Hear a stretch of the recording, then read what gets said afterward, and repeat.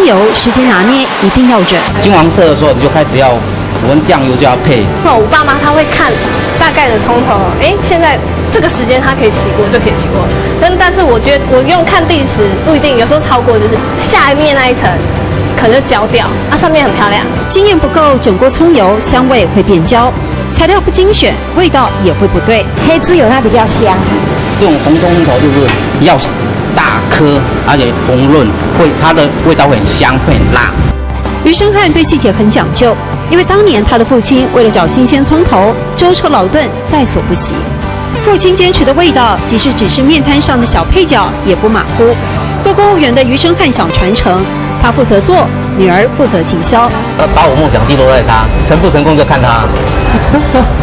就压力很大，这时候压力很大。嘴巴上这么说，7年级的余杰维其实早已扛下父亲的期待。从网购进百货公司摆摊，采访这一天，他们有了自己的店面，圆了爸爸的梦。他会走这条路，他一定有他的想法。他应该是不会都半路把我抛弃了。年轻的余杰维接棒也有自己的想法，要父母改变葱头的切法，换更好的口感。直切法的话，它是油炸以后它会卷起来，会把味道包起来。盐切法的话，它是缩小，它就味道整个就散发不出来。所以这是改良的口味。也是改良的调味。吃起来都中药吃起来很不一样。这个7年级女生说，她会努力留下阿公传承的家乡味，而我想这里头还多加了她疼惜父亲的滋味。